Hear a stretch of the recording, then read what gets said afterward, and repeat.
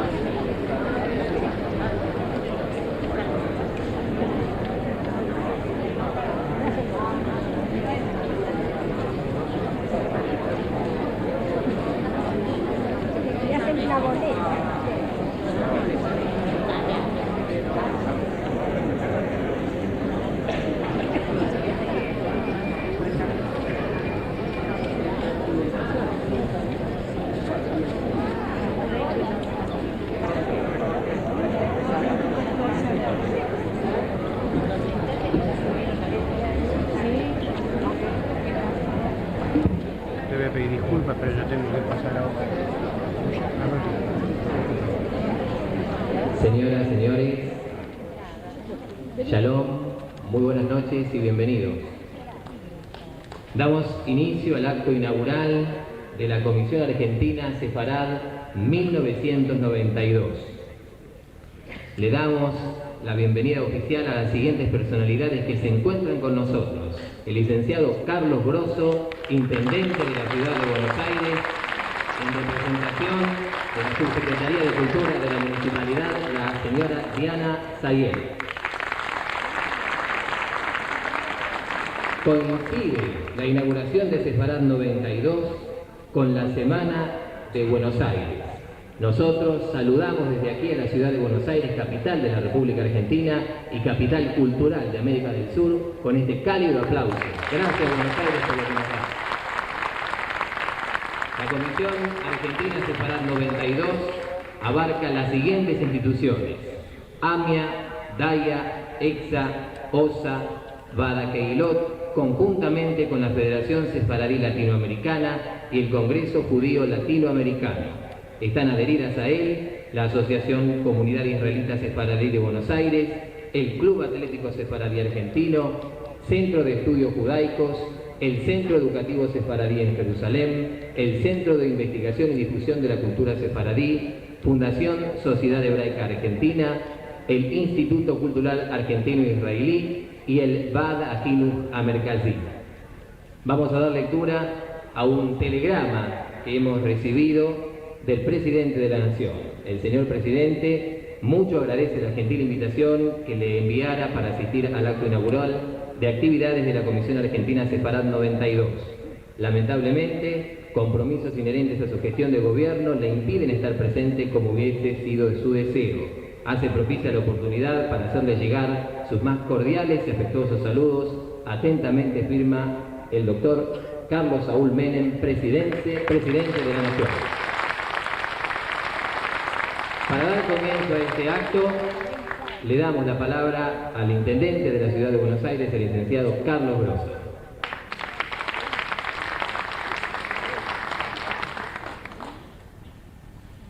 Queridos amigos, unas muy breves palabras para tomar la representación del Gobierno Nacional y del Gobierno de la Ciudad en este inicio de las actividades que van a realizarse a lo largo de todo el año 92.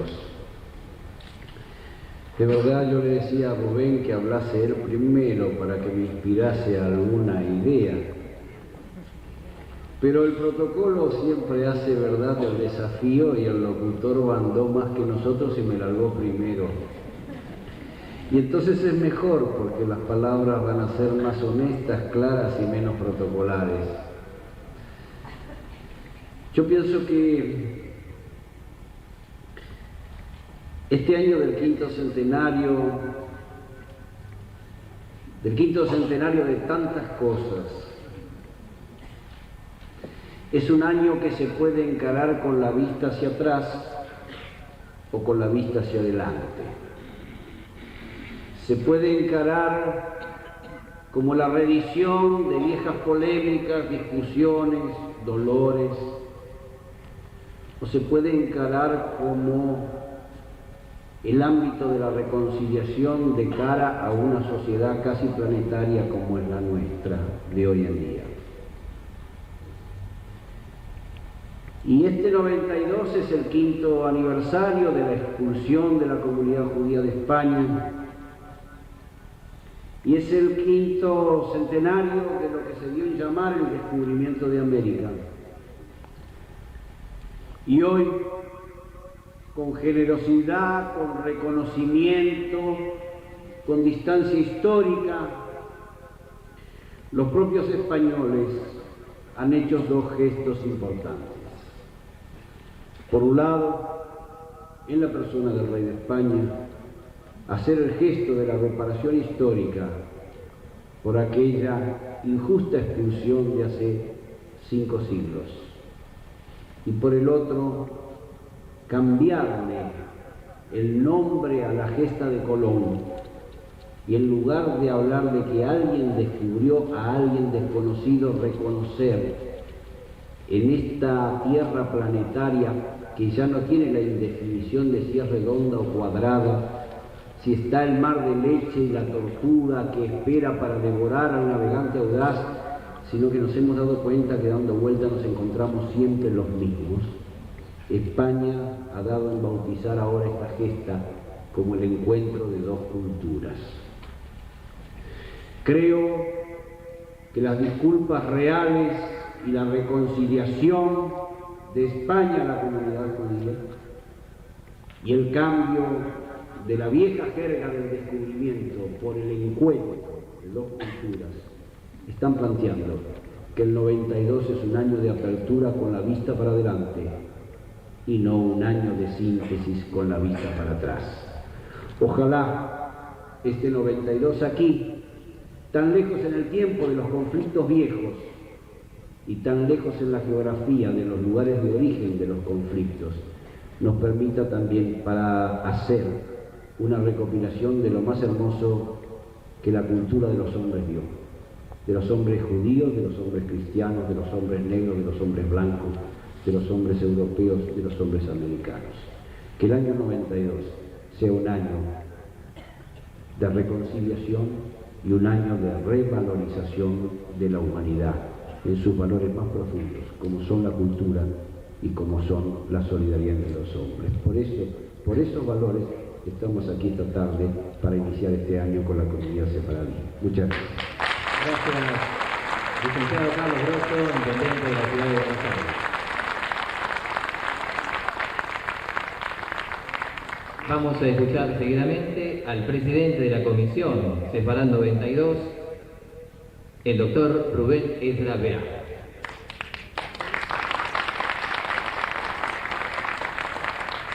Señor Intendente, doctor Carlos Grosso, señora Secretaria de Cultura de la Municipalidad, querida Diana Zayek, señores representantes de la Embajada de Israel, señores representantes de la Embajada de España, señores dirigentes, señoras y señores.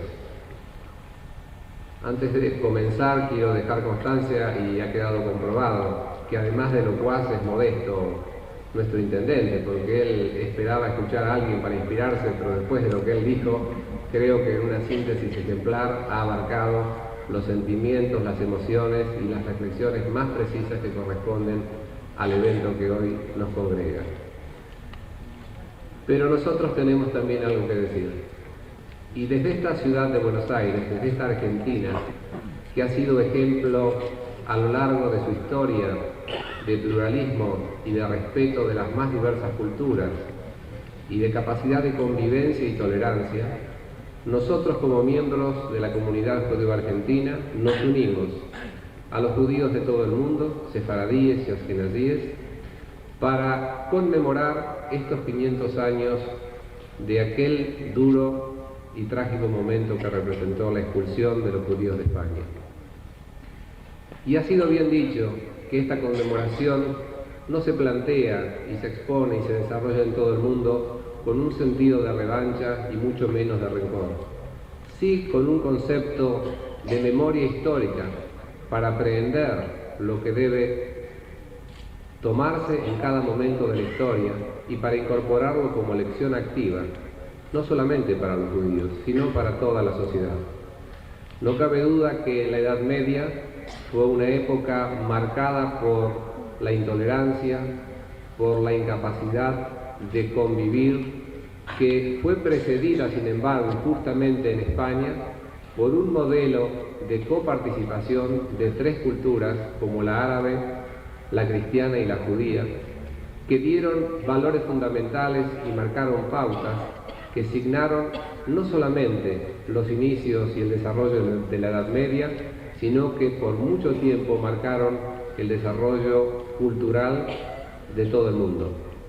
Y ese recuerdo de esa convivencia de tres culturas tiene una gran relevancia en este momento para todos nosotros, porque está reflejando que antes de ese momento trágico de la expulsión hubo una capacidad de convivencia, hubo una capacidad de creación compartida que reflejó, quizá con una premonición aleccionadora, lo que el hombre puede desarrollar cuando sabe respetar el pensamiento del prójimo y cuando en vez de combatirlo porque sí, sabe mancomunar lo mejor que cada uno tiene para conformar una visión globalizadora, abarcadora de la capacidad creativa del hombre.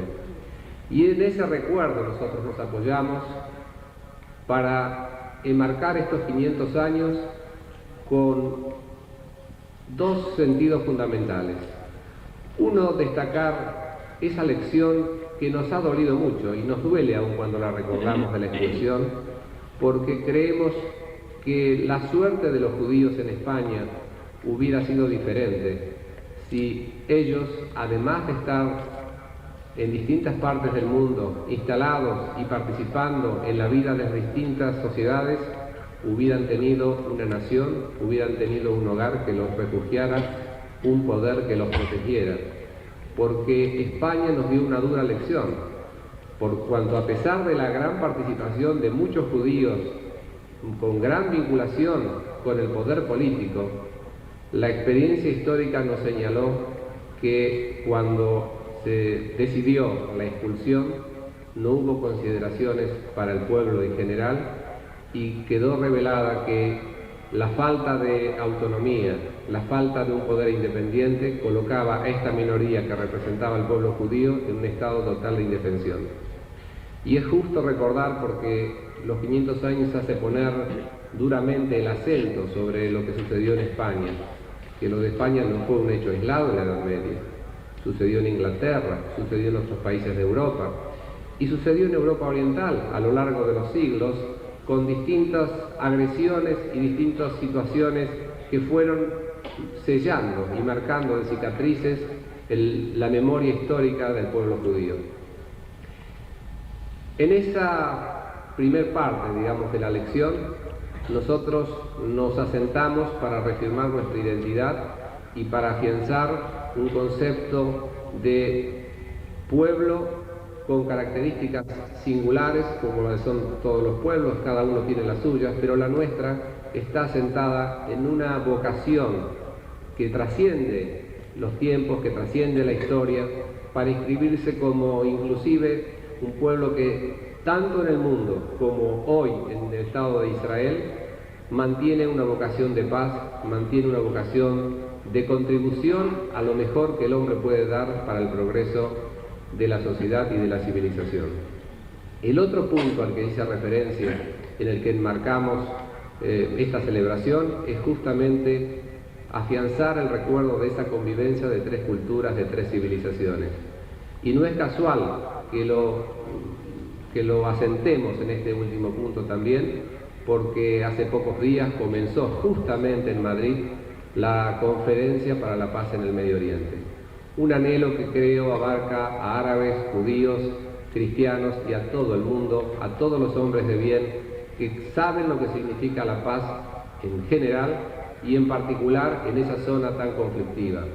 Por eso nosotros creemos que estos 500 años de recordación tienen que servir también como modelo inspirador para que los hombres que tienen las responsabilidades políticas en representación de los distintos estados y pueblos encuentren la inspiración para que esta conmemoración sea fundamentalmente el marco que ayude a encontrar los caminos de entendimiento, a los caminos de paz, y que nuevamente, en este caso, los pueblos árabes y judíos que convivieron otrora en España, encuentren ahora en el Medio Oriente los caminos para construir una sociedad progresista, en un marco de paz, en un marco de convivencia, donde la ciencia, donde el bienestar, donde la técnica esté realmente al servicio de los pueblos y que estos puedan alcanzar y desarrollar su destino.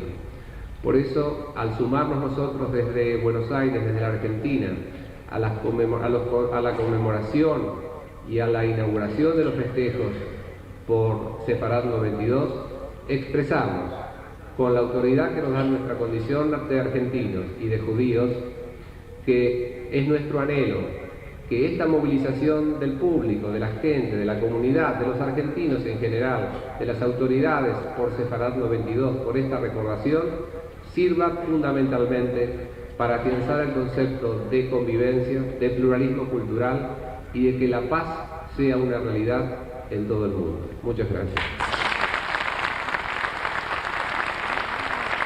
Gracias, doctor Rubén Miranda. Y ahora sí lo invitamos al licenciado Grosso. Tiene que retirarse por motivos de trabajo. No sé si nos va a decir algo, licenciado. Yo le pido infinitas disculpas. Esta es una noche que se me superponen tres actividades al mismo tiempo. Hubiera sido mi deseo quedarme a escuchar la conferencia y las expresiones del arte sefaradí.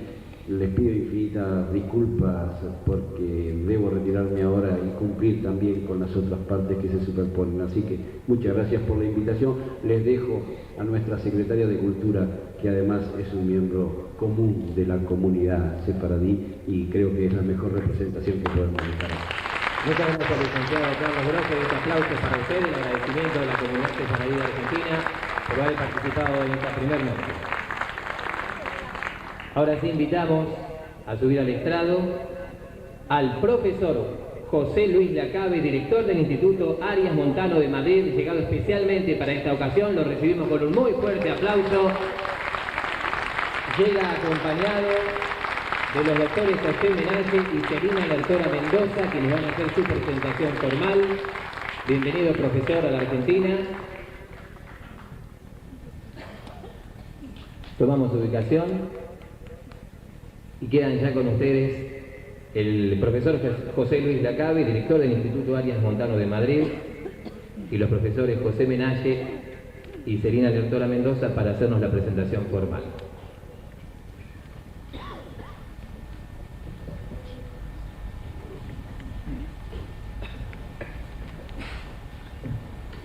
Autoridades gubernamentales, señores representantes de las embajadas de Israel y España, señoras y señores, es un gran honor poder presentar esta noche, en el acto de inauguración de Sefarad 92 en la República Argentina, al profesor José Luis Lacabe.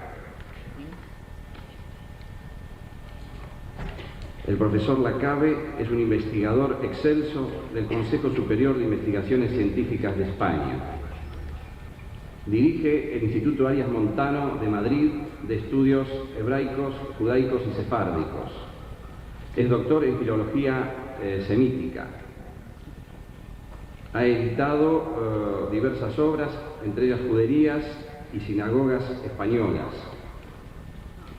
El libro Sefarad, la España judía, que tiene una serie de fotografías y de gráficos y de ilustraciones soberbias, cuenta con los textos del profesor Lacabe. Ha traducido del hebreo al español el libro del profesor Baer, Historia de los judíos en la España cristiana. Y podríamos así seguir con sus obras y los innumerables artículos que sobre el tema sefaradí ha estudiado y desarrollado durante toda su vida, con un amor, con una profundidad que hace que efectivamente eso nos hermane, nos emocione más allá de lo estrictamente intelectual. Otras palabras de mi parte, y realmente estoy emocionado, ensombrecerían o restarían tiempo para la luz que surgirá de sus palabras. Yo dejo entonces a la doctora Lertora Mendoza ampliar un poco estos conceptos.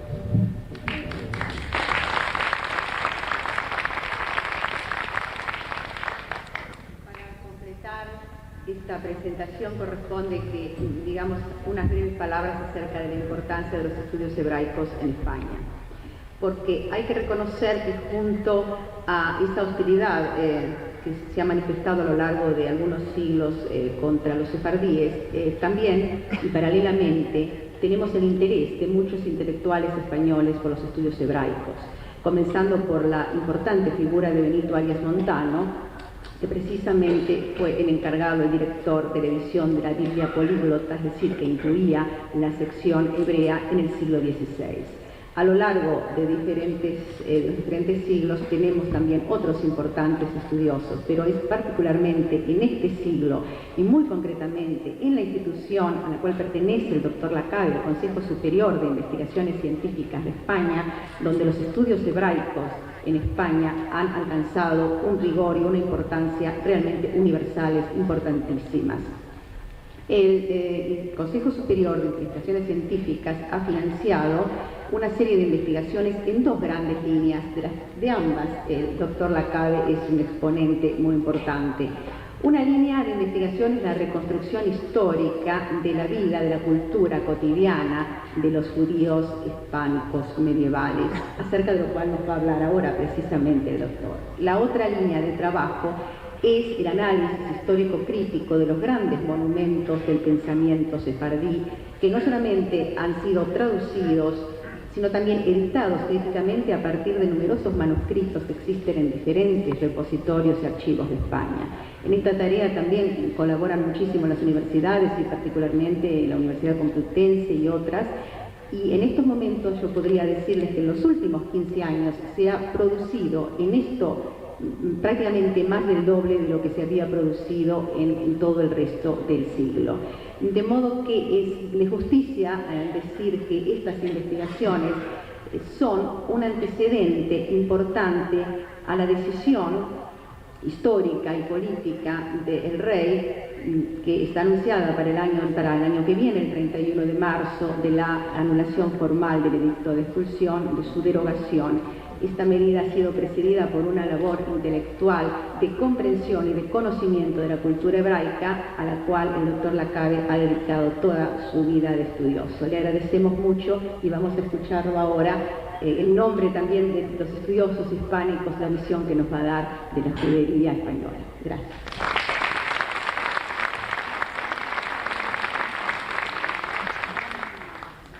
Dignísimas autoridades, representantes de las embajadas, señoras y señores, antes de entrar en el tema, quiero manifestarles a ustedes la emoción profunda que me produce hablar ante tantos descendientes de aquellos hombres, aquellos judíos de España, cuya vida, obra, historia llevo tantos años estudiando.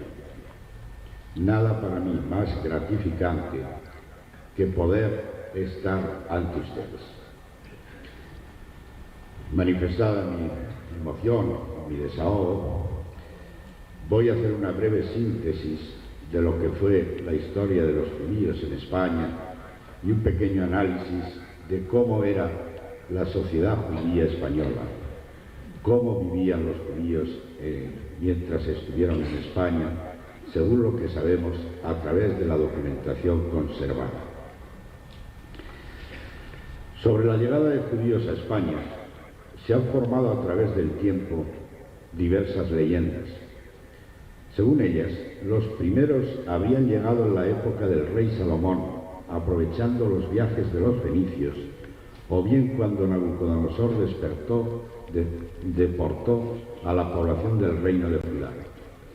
Cabe dentro de lo posible que en esas ocasiones vinieran a la península ibérica algunas familias judías aisladas, pero los datos históricos más fehacientes indican que la llegada de judíos a España en número importante y en forma más organizada se produjo tras la caída del Templo de Jerusalén en el año 70 de nuestra era.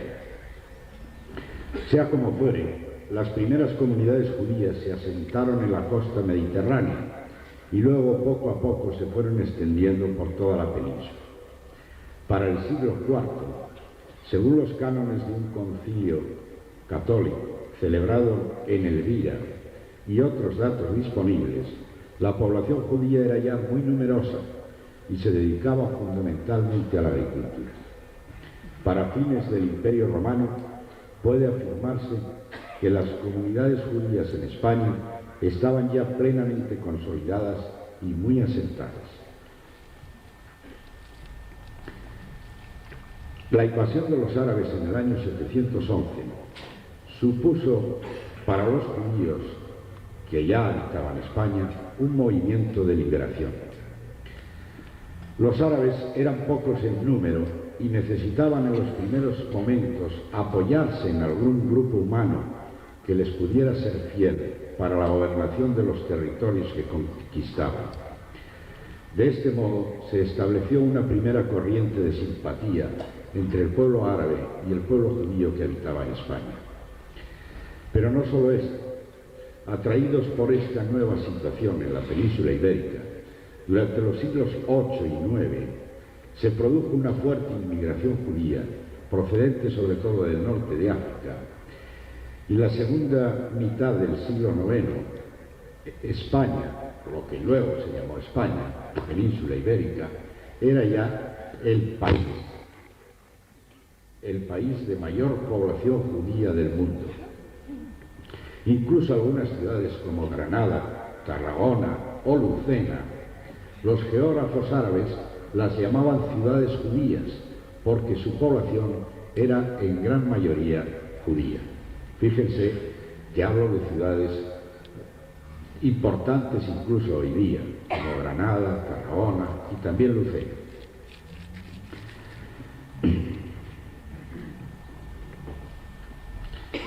Para los árabes, el judaísmo era una religión tolerada y los judíos constituían una minoría que estaba a su servicio.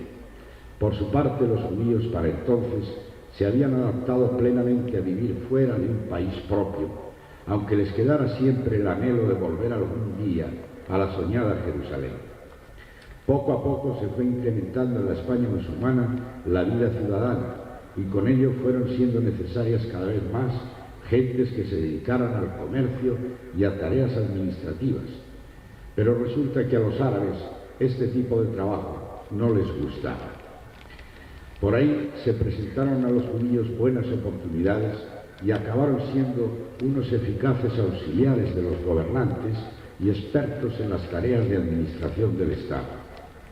A partir del Califato de Córdoba, en el siglo X, comienza la gran época de los judíos españoles, que alcanzarán en la España musulmana, califato y reinos de taifas, durante los siglos X y XI, el mayor bienestar y el mayor nivel cultural que hayan alcanzado los judíos fuera de Israel hasta el siglo XVIII. Antes del siglo XVIII jamás conocieron los judíos en ningún país fuera del suyo propio, que era Israel, un grado de bienestar, de nivel cultural, de formación rabínica, organizativa de las comunidades, etcétera, etcétera, como el que alcanzaron en España en los siglos X y XI. Pero esta situación se mantendrá también cuando España pasa a ser mayoritariamente cristiana, es decir, cuando los pequeños reinos del norte de la península van conquistando en aquella larga guerra que llamamos los historiadores la Reconquista, los grandes reinos árabes. Los judíos se van integrando entonces en un reino cristiano en lugar de en un reino musulmán.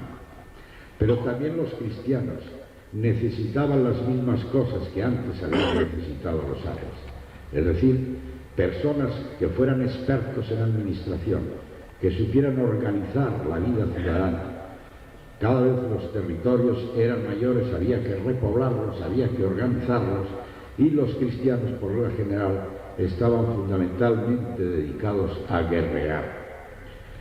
Es en este tiempo de los siglos X, XI en España musulmana, XII y XIII en España cristiana, cuando surgen las grandes luminarias de la cultura sefardí, y no solo de la cultura sefardí, sino de la cultura judía entera.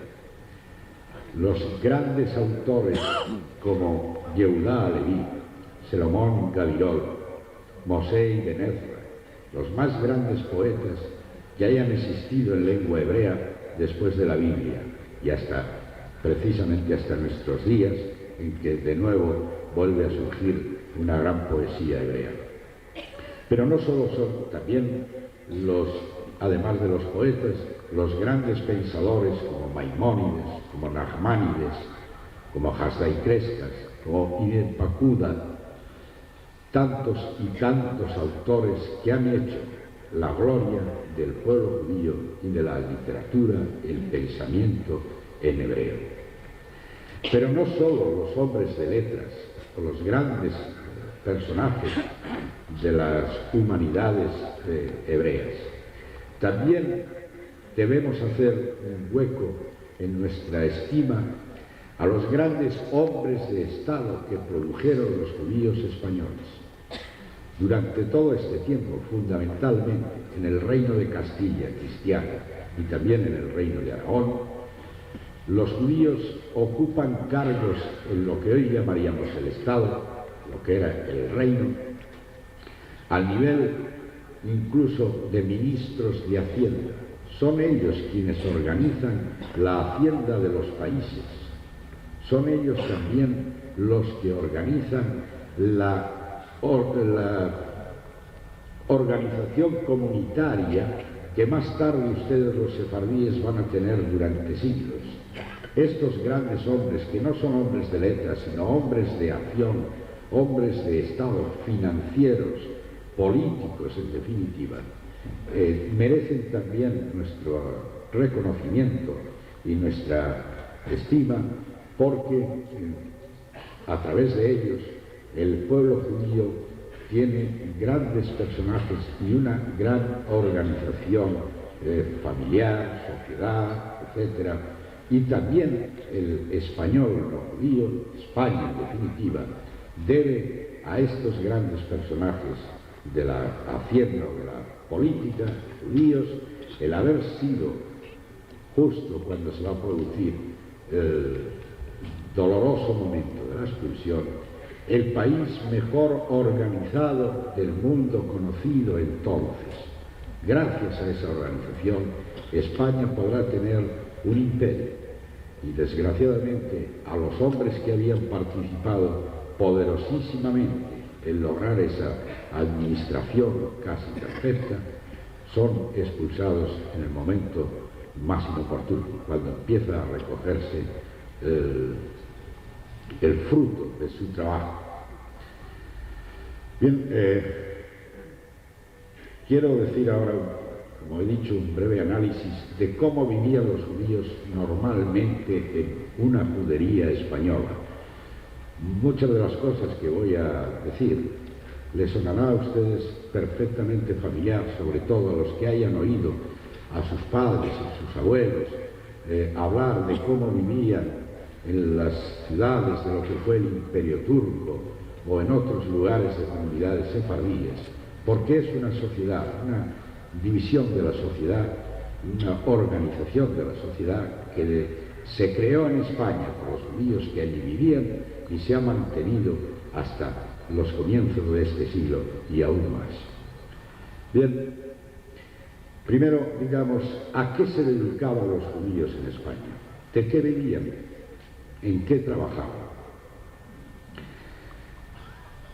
Había diversas ramas preferentemente atendidas o a las que con mayor aportación se dedicaban.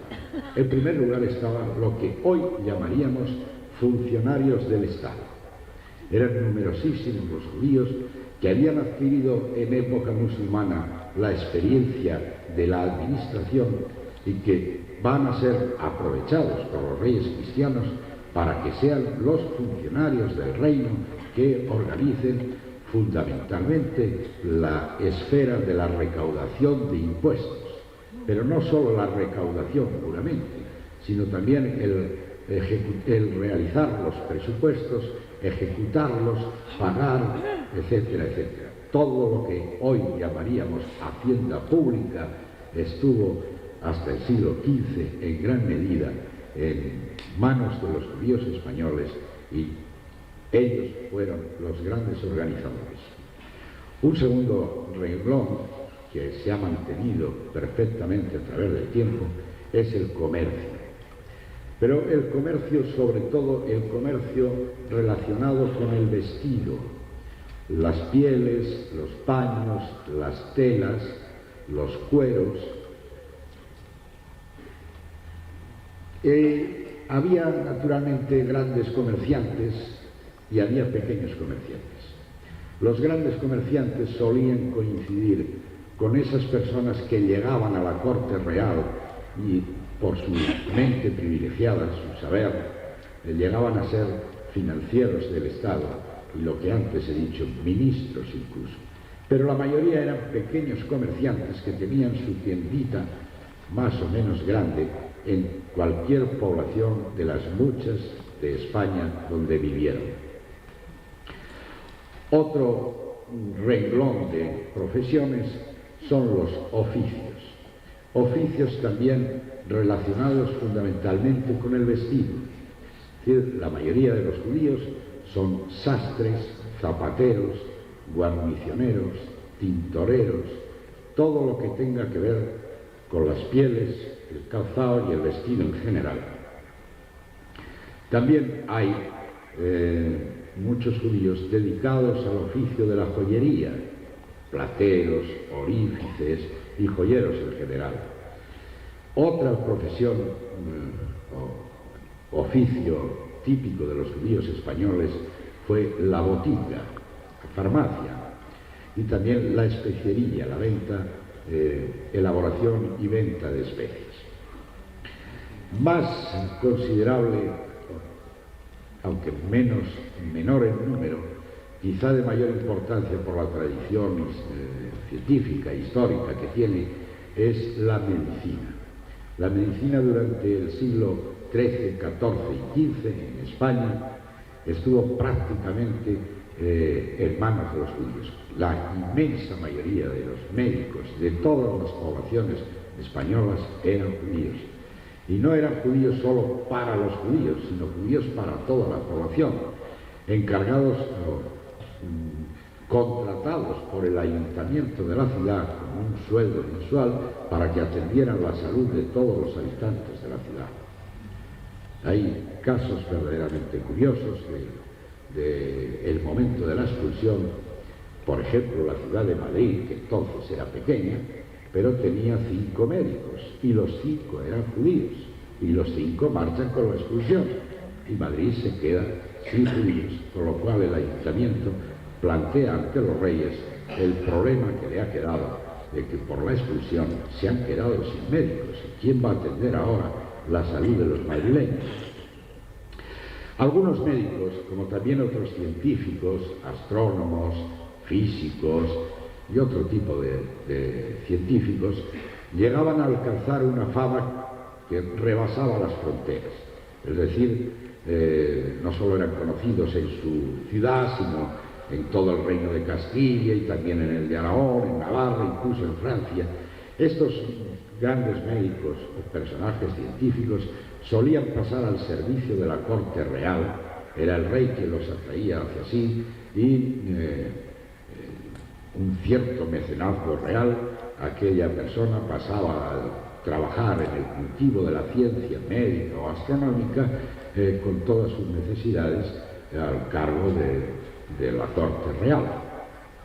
No olviden que el concepto fundamental del reino medieval español era que los judíos pertenecían al rey, de modo que cualquier judío en principio estaba ligado directamente al rey, y el rey podía tomarlo a su servicio directo en cualquier momento. Aparte de estos profesiones más habituales, naturalmente en toda comunidad judía, en toda ciudad, había el oficio característico, o que los historiadores han considerado característico de los judíos medievales, que era el préstamo con interés. Pero no es el prestamista español, el judío sefardí o español, el prestamista típico de las obras dramáticas de Shakespeare o que conocemos en Alemania. No es así. La mayoría de los judíos que prestan en España prestan pequeñas cantidades como una ayuda para vivir, para ayudar a otro trabajo que tienen. Por ejemplo, un sastre o un médico puede a su vez prestar dinero para conseguir una ayuda si el dinero que con su oficio ganaba no le alcanzaba por tener una familia numerosa, etc. Porque el préstamo en España era, en general en Europa también, pero en España era un oficio o un negocio de muy alto riesgo. No se sabía en qué momento podían amotinarse los deudores y conseguir de la autoridad real que se eliminaran las cartas de deuda, los documentos notariales que reconocían las deudas, y el prestamista se quedaría en ese momento no solo sin los intereses, sino también sin el capital aportado. De modo que muchos judíos en España prefirieron no introducirse en este negocio que nos pintan siempre como el más habitual del judío medieval. Bien, además de esto, como es lógico y natural, había en todas las comunidades los oficios naturales dentro de la judería, es decir, los rabinos, servidores de las sinagogas, el sojet, como tarife religioso, todos los empleados de hoy se diría la Keilah, que en España se llamaba Aljama. En este conjunto de gentes con esos oficios había durante todo el tiempo prácticamente dos clases bien diferenciadas. Por un lado estaban una serie de familias que ya desde la época musulmana habían adquirido un rango superior, una especie de oligarquía o aristocracia, y por otro lado estaba el resto de los judíos. Esa oligarquía o aristocracia reunía en su seno generalmente a los más ricos, pero también a los más cultos. De esas familias salían los rabinos de mayor consideración, de mayor ciencia rabínica, que alcanzaban entre sus fieles el mayor respeto, y acababan formando esa oligarquía o aristocracia una especie de sociedad cerrada. ¿Qué quiere decir esto?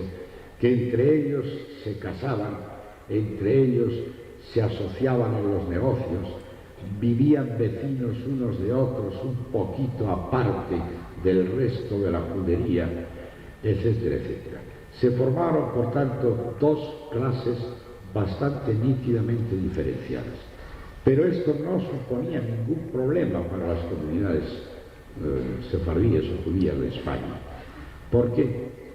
Porque al vivir en un entorno musulmán o cristiano, problemas podían surgir frecuentemente en la convivencia entre cristianos y judíos.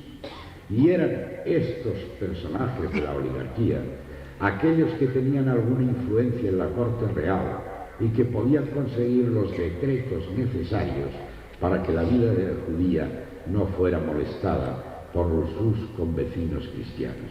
Y además, porque eran ellos los expertos en las leyes rabínicas y capaces de juzgar los pleitos que entre sí tuvieran distintos vecinos judíos por cualquier razón, por herencias, por dotes, por cualquier razón de la vida cotidiana.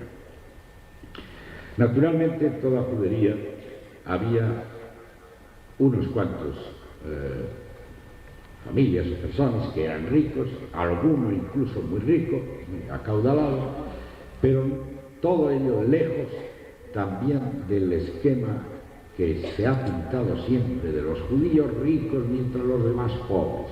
No, solo unos cuantos por sus negocios o por su inteligencia conseguían hacerse ricos, pero la mayoría de los judíos de las comunidades españolas vivían puramente de su trabajo, del trabajo diario, el sastre de los clientes que conseguía, el zapatero lo mismo, y los que tenían una tienda pequeña, prácticamente todos. Había también, como es lógico pensar, conociendo lo que era una vida medieval, una serie de personas dentro de las juderías que podemos considerar pobres de pedir. Comparados con los que habían entre sus convecinos cristianos o antes musulmanes, eran pocos, pero formaban un grupo, los pobres que no tenían para costearse la vida y que quedaban exentos de pagar impuestos. En esta categoría de pobres se incluía también siempre a las viudas y a los huérfanos.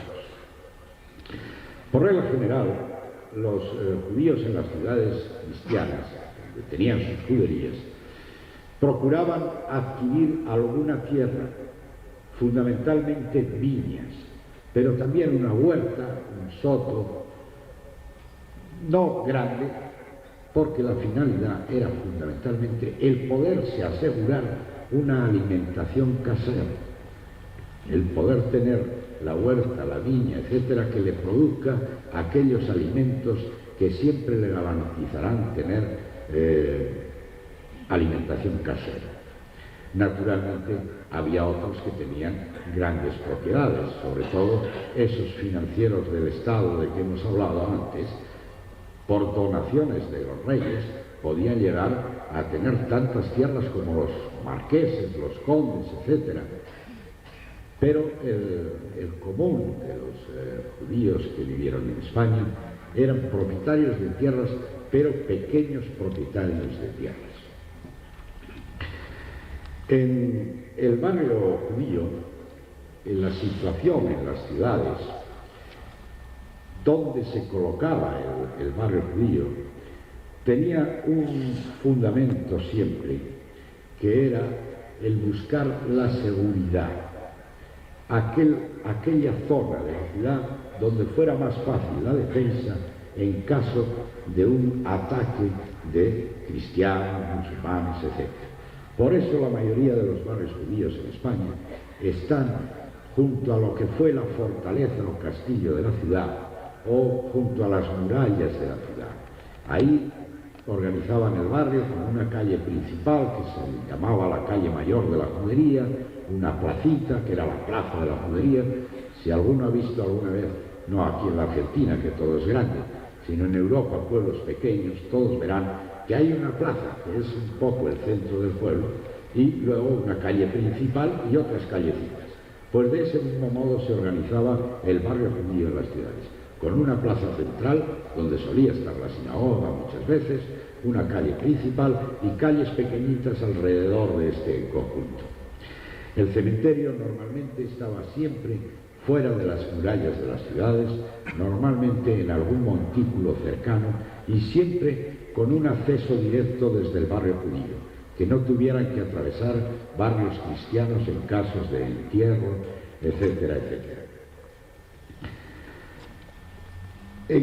La convivencia con los cristianos, naturalmente se dieron toda clase, a lo largo de tanto tiempo, toda clase de ocasiones. Hubo momentos en que la convivencia fue felicísima y otros momentos en que se producen asaltos a las juderías, como el año 1391, etcétera, etcétera. Pero esa convivencia enfrentada es casi siempre de la colectividad cristiana con la colectividad judía, colectividad a colectividad, entre personas particulares. Era frecuentísimo las amistades, incluso profundas, entre judíos y cristianos. Fuera parte de que el judío estaba discriminado como formando parte de un colectivo, el judío, y sin embargo tenía amistades y negocios y asociaciones con cristianos que, cuando estaban formando parte también de su colectivo cristiano, eran sus perseguidores. Toda esta vida y otras muchas cosas más que podría explicarles a ustedes, que surgen de los documentos que conservamos en España sobre la vida judía de allí, que son numerosísimos, todas estas cosas creo que en gran medida se han conservado en las comunidades sefardíes hasta este siglo XX. No hay tiempo ya porque, entre otras cosas, todos estamos deseando escuchar a Eleonora Alberti, de que expliquemos cómo era la organización de la Al-Jama, es decir, de la Keilah. Pero imagínense ustedes la organización que tiene aquí la comunidad sefardí, que será más o menos igual que la que podía tener una comunidad sefardí en Rodas, o en Esmirna, o en Estambul, o en Tetuán, y es la misma organización que tenía esa comunidad en Toledo, en Zaragoza, en Barcelona, en Granada, en Sevilla, en Lucena, en tantas y tantas ciudades españolas que hoy se honran y proclaman a todos los vientos el haber tenido una gran judería. Muchas de las ciudades españolas hoy día, como reivindicación contra aquel mal paso que fue la expulsión, se honran y proclaman a todos los vientos: aquí tuvimos una de las más importantes juderías del mundo, como tinte de gloria de la ciudad. Y nada más, muchas gracias. Queremos agradecer con este fuerte aplauso la participación del profesor José Luis Lacabe, director del Instituto Arias Montano de Madrid.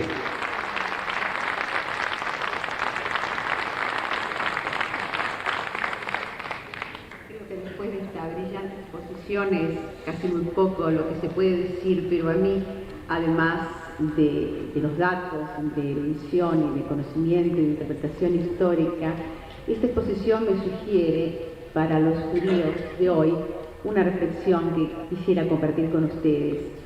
Creo que en estos siglos el pueblo sefardí, la comunidad sefardí, tuvo la sabiduría, la sapiencia de que nos hablan los libros sagrados, de un equilibrio vital que le permitió no simplemente subsistir, sino llegar a ser una de las grandes culturas medievales. Supo integrarse en una sociedad a pesar de todos sus avatares, de los cuales nos habló el doctor Lacabe, a veces en medio también de dificultades.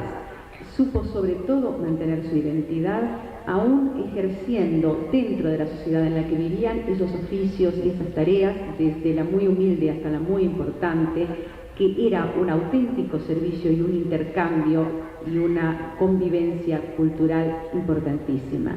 Yo creo que ese es el desideratum de los sefardíes hoy. Quizás hoy no tengamos juderías, no tenemos aljamas, pero sí creo que lo que hay que conservar es ese espíritu de vivir la comunidad y la identidad en medio de la relación. Era eso solo lo que quería decir.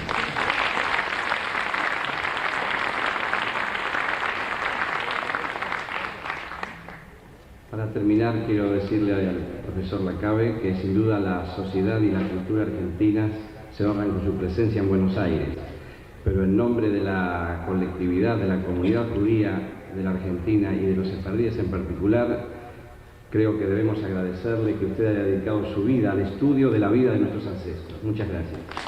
Muchas gracias, doctora Celina doctora Mendoza. Gracias, doctor José Menante.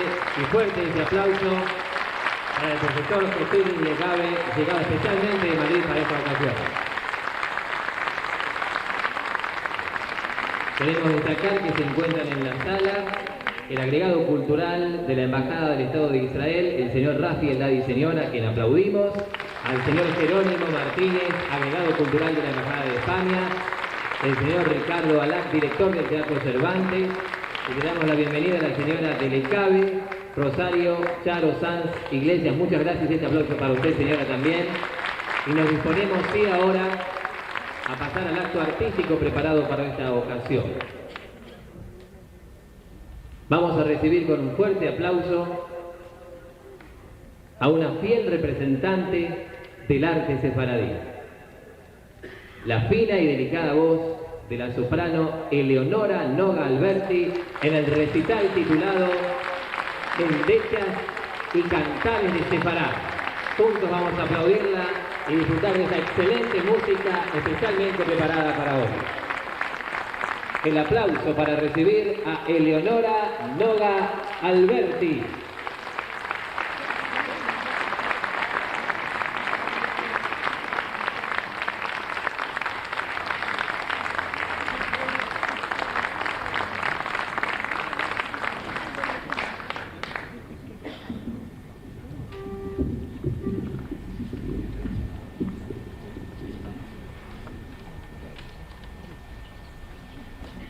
El 31 de marzo de 1992 se conmemorará una fecha luctuosa para los sefardíes del mundo. La fecha en la cual se firmó el edicto de expulsión, que los conminó al destierro de las tierras que habían habitado durante siglos. Los sefardíes de Marruecos, cuando es Tisha B'Av, tal vez la fecha más luctuosa del año litúrgico judío, cantan una endecha, un canto fúnebre que conmemora ese destierro. Es el canto con el cual yo voy a iniciar este pequeño aporte a este acto.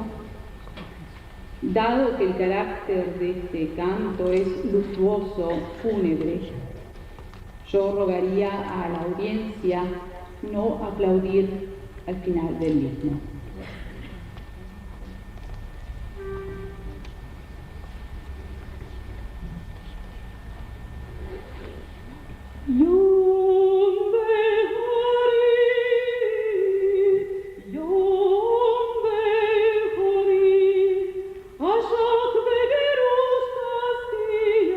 Oh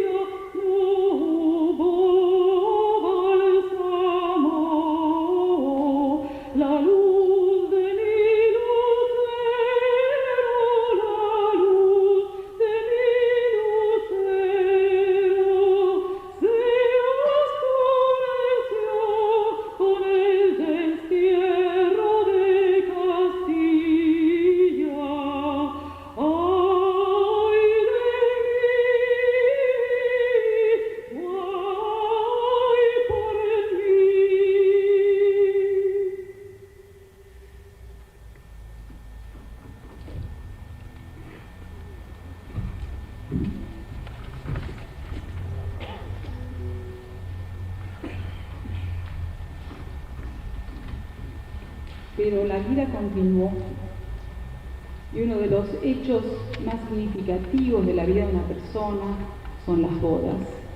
Y son las bodas donde los sefardíes han hecho un repertorio hermosísimo y muy nutrido. Así que después de Zendecha comenzamos con un canto de boda y seguimos con otros cantos que acompañaron a los sefardíes durante todo este tiempo hasta el presente.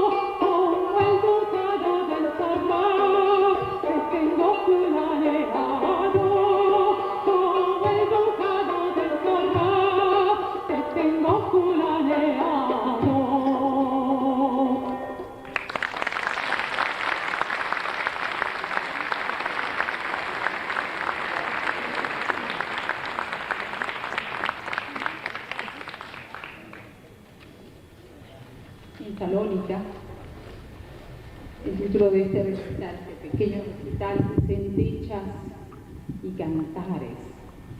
En Salónica, lugar de donde es también vestimenta, una reproducción, se cantaba una endecha que hacía referencia al libro del Macabeo II. Es la historia de Hanna y sus 7 hijos, quienes mueren uno tras otro en defensa de su fe.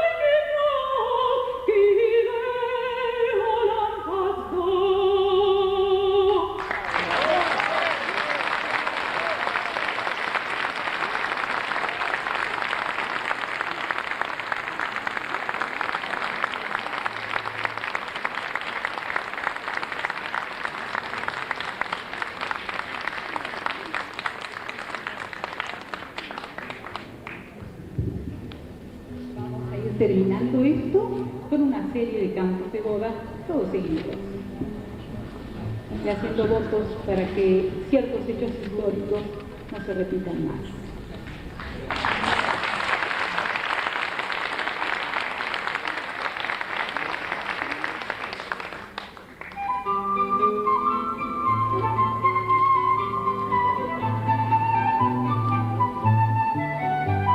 Caminando por la plaza encontré una mujer de una bella talla, me desgració de ver.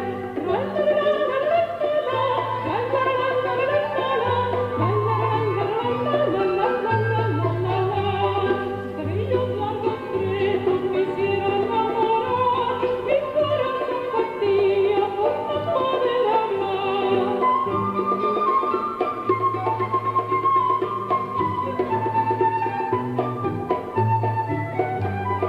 Después de 2 días pasé por la puerta y nunca me echaron, andaba en mortaja.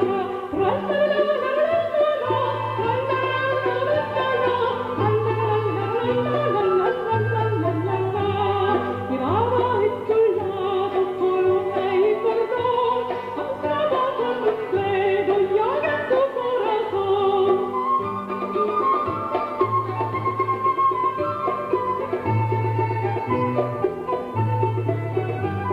18 años tengo, la flor de mi mansedumbre, me quedaste en un juego por la primera vez.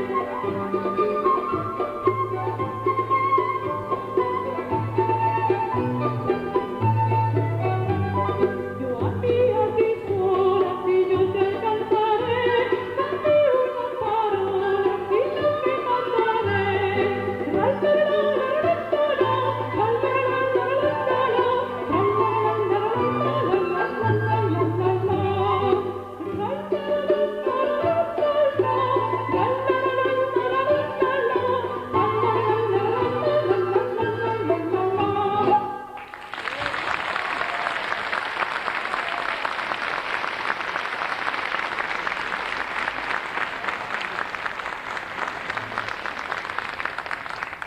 Antes de hacer los últimos, quiero presentar y agradecer a los músicos que generalmente y siempre están fielmente conmigo. Silvia Costanzo, Fernando Quiroga, Claudia, Néstor Ricardo Arari, y Mario Kirby y Sentamón.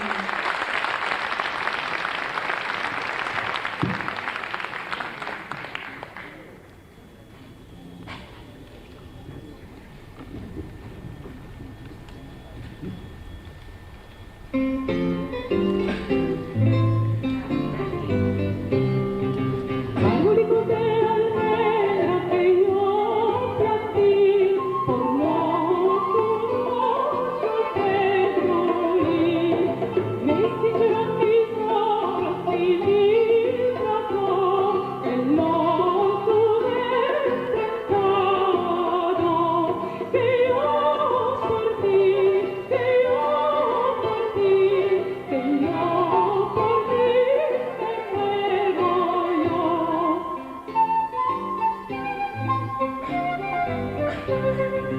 La boca de mi querida ya me salió, en lágrimas ya me pinchó, como la primavera que en sí nació, la bella linda que amo yo. Que yo por ti, que yo por ti, que yo por ti me muero yo.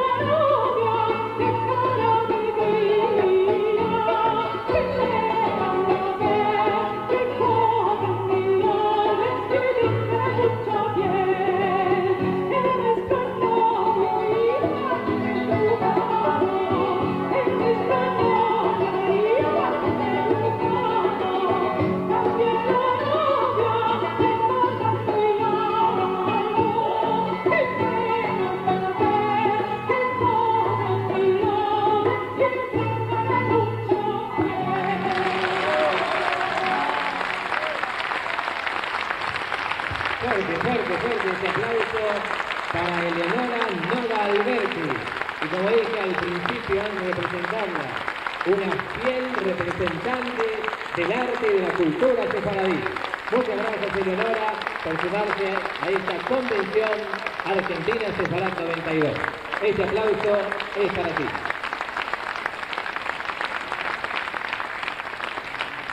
La Asociación Comunidad Israelita Sefaradí de Buenos Aires tiene el agrado de invitarlos al acto artístico-cultural representativo de la Sociedad Hebraica Argentina, creado en el año 1982, con la finalidad solamente de difundir el cancionero popular judío, abordando también obras argentinas y de otras culturas.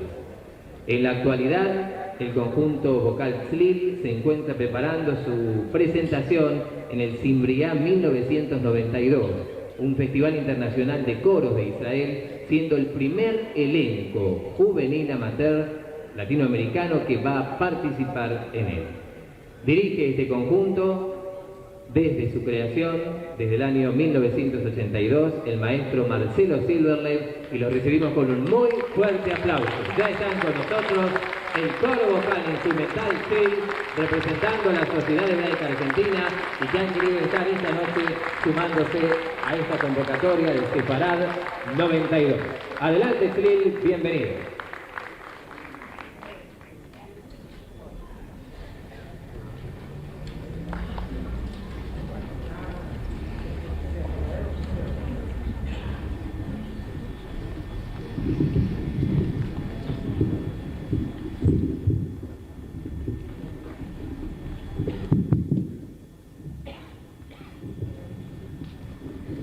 Buenas noches.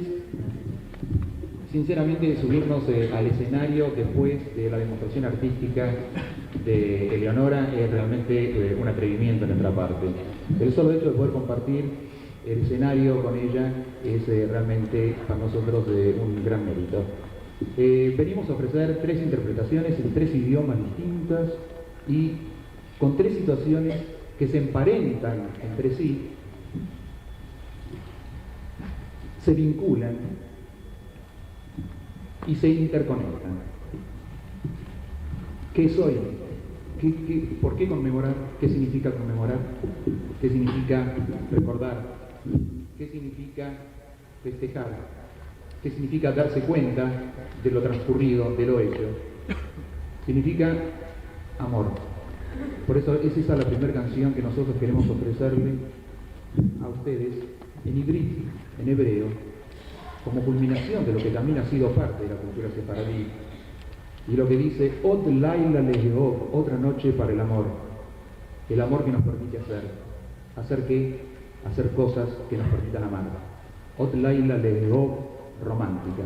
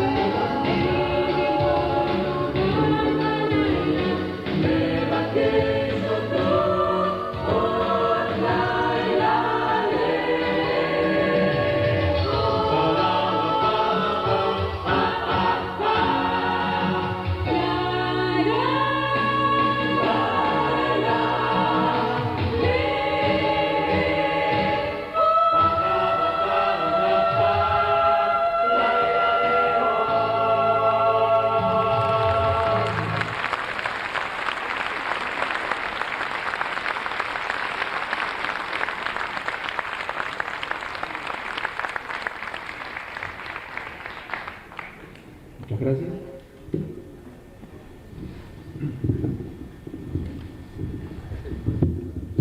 Llamaban bárbaros a los que eran extranjeros, a los que no eran como uno, y nos quedó como una cosa salvaje. Después llamaron vándalos a los que hacían salvajadas simplemente porque no eran como otros. Los vándalos eran en realidad una tribu que crearon Vandalucía, seguramente de ese lamento andaluz solitario, algo tenebroso también, tenga mucho que ver nuestro tango. Y más que seguro. Un tango que vamos a destruirlo, por supuesto, por 3 o 4 motivos fundamentales. Está hecho para ser cantado por una sola persona y somos 10. Ya va mal. Ha sido ideado para hacer con un acompañamiento instrumental. Guitarra, acordeón, cuerdas. Lo vamos a cantar sin acompañamiento. El último dato que va a agravar realmente la situación es que también el director canta. Volver, en realidad, ¿a qué se vuelve? Por lo general se vuelve a aquellos lugares de donde jamás uno tuvo que haberse ido. ¿No es cierto? Hoy, a 500 años, volvemos a Madrid a hablar de paz. Volvemos de donde nunca, tal vez, tendríamos que habernos ido. Pero hay luces que van indicando el camino del reencuentro.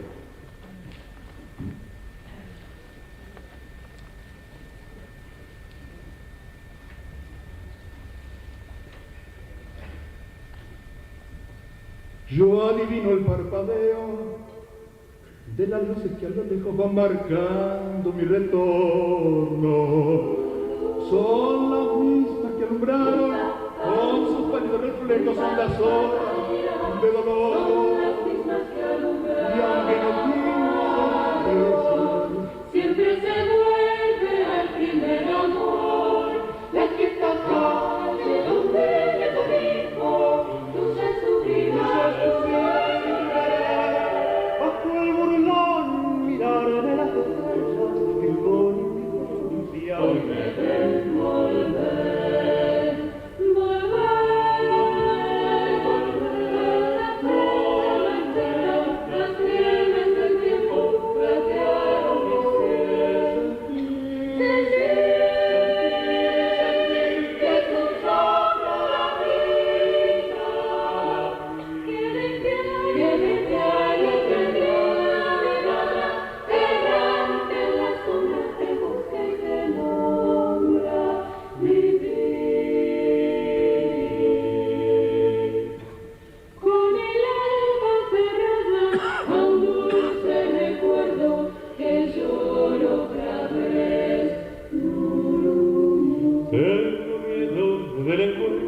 Con el pasado que vuelve a enfrentarse con mi vida. Tengo miedo de las bromas, los recuerdos que tengo miedo de las bromas. Pero el viajero que huye, tarde o temprano detiene su andar. Aunque el olvido que todo destruye, haya matado.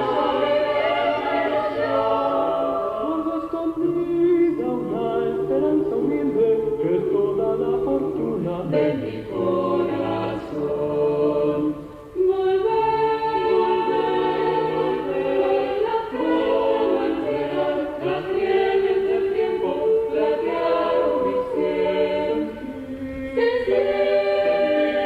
Sentir que no sobra la vida, que vendrá.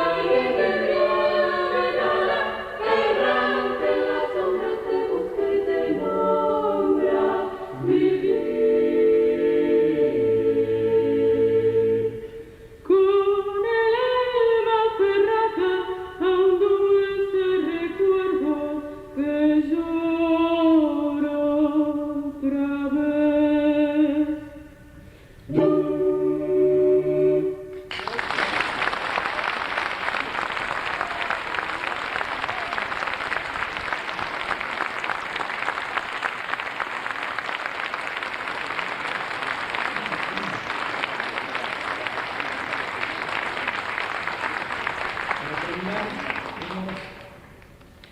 nuevamente de interpretar una obra que a nosotros nos ha dado muchísimo placer, un popurrí de temas sefaradíes.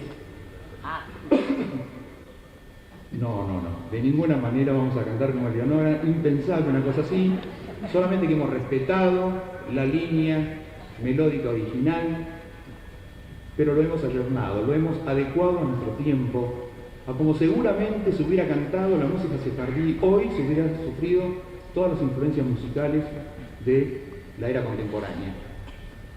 Y esto sí es de alegría y es también conmemorativo a esa trágica diáspora sefaradí, intentando refugiarse en cuanta pequeña costa del Adriático, en Rodas, destruida en los frentes de batalla colocada por el ejército turco, y que sin embargo ha aquilatado una cultura que hoy sigue viviendo entre nosotros. Este popurrí lo hemos titulado Aún de sueños separados.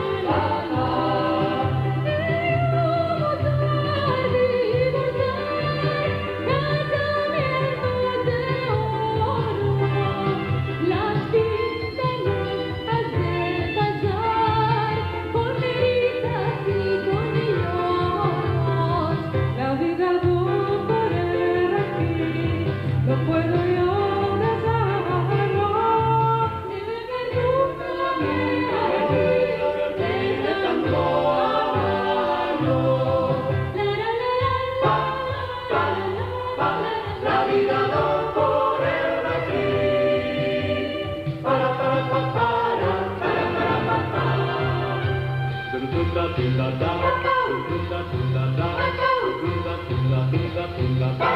Caminando por las calles, una mujer, una bella calle, de una bella calle, una viola mujer. Por ti mi hermosa dama de la vida entera, por ti mi corazón se desespera. Sé lo que haré, no sé lo que diré. No sé lo que haré, no sé lo que diré. 18 años tengo, Dios me mantener un fuego por la primera vez. Me quemaste en un fuego por la primera vez. Por ti mi hermosa dama de la vida entera, por ti mi corazón se desespera. No sé lo que haré, no sé lo que diré. No sé lo que haré, no sé lo que diré. No sé lo que haré, no sé lo que diré. No sé lo que haré, no sé lo que no sé lo que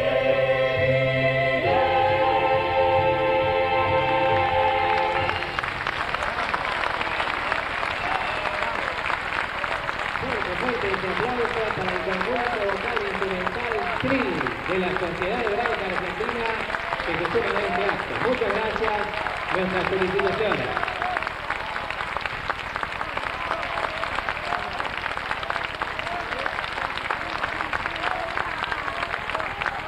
Le deseamos muy buena entrada al profesor Lacabe y señora. Les agradecemos muchísimo la presencia. Nos cada buena.